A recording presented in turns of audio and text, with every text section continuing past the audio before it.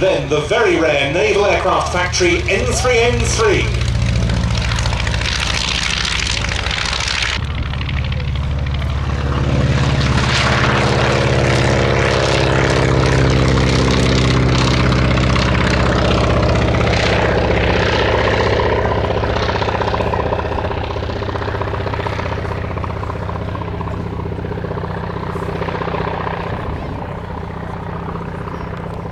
That really helped meet the needs of the US military in terms of increasing the throughput of trainee pilots once America had entered World War II.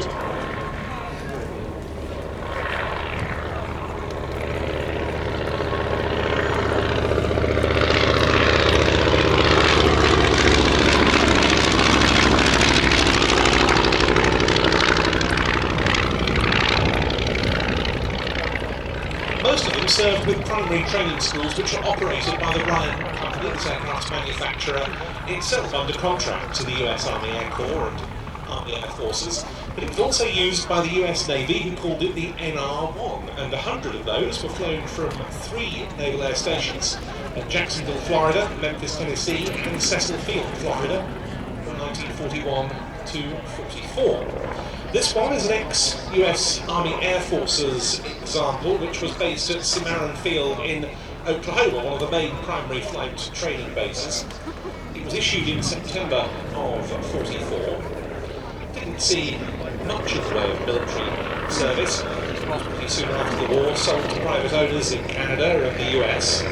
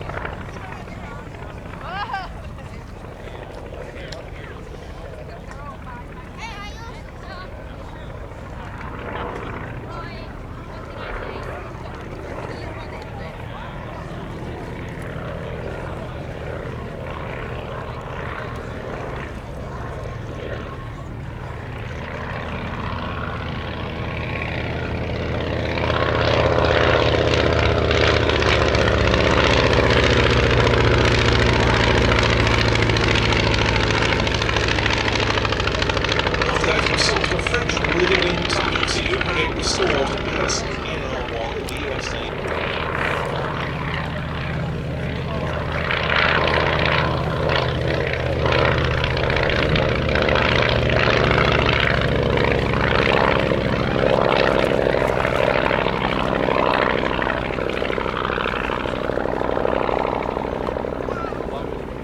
And it's a really attractive little machine. 160 horsepower from the Kenner R540 radial engine, giving a top speed of somewhere in the region of 125 miles an hour. There used to be quite a few of these aircraft on the British circuit. Indeed, we had a couple based here at Old Warden for a good many years. They're now rather rarer birds over here. It's all the nicer to see this aircraft starting out on the display circuit.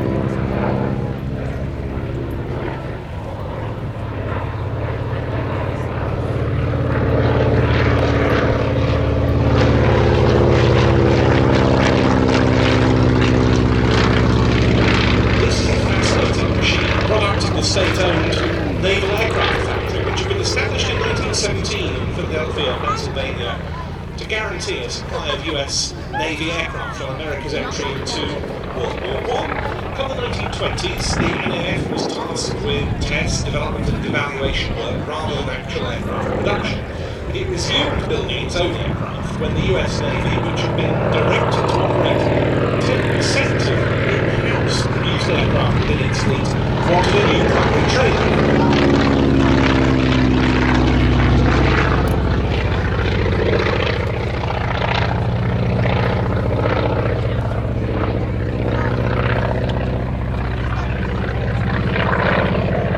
This, the N3N, was the result. For the period, it was conventional in being obviously a biplane, but it was unconventional by virtue of its all-metal construction. In fact, to build these, they used aluminium that had been diverted away from the US Navy's airship program as a cost-saving measure.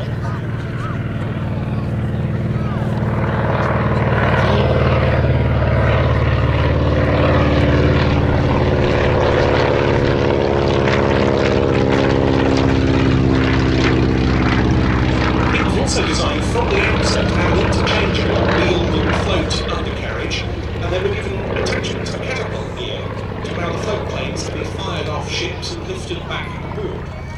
However, in spite of the cost-saving measure in using that airship, that aluminium that was intended for airships, these were still more than twice as expensive to produce as the Boeing Stearman Cadet. So production of the N3N was limited to just under 1,000.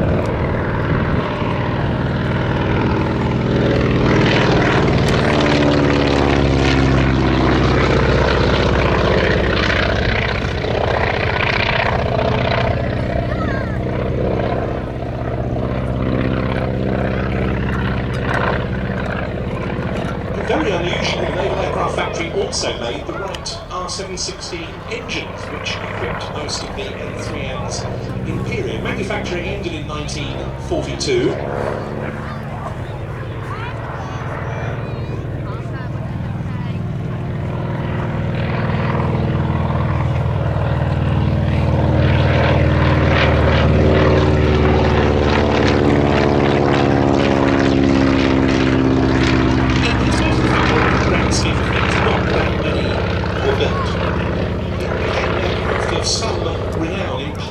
To its nickname, Naval Air Station Pensacola, Florida, in November 1941. The following year, it trained a Fleet Air Arm pilot by the name of Patrick Duffy, who later became the Labour MP for Colne Valley and Sheffield Attercliffe.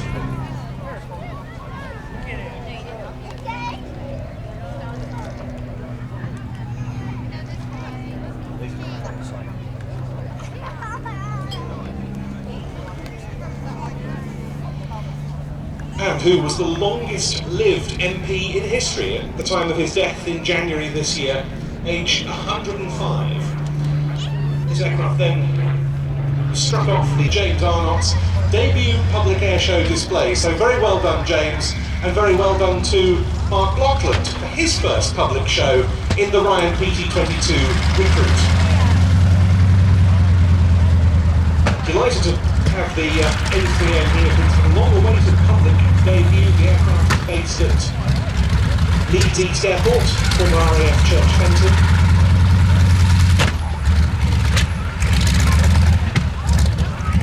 It's a very attractive addition to the display scene in the UK. Something a little different.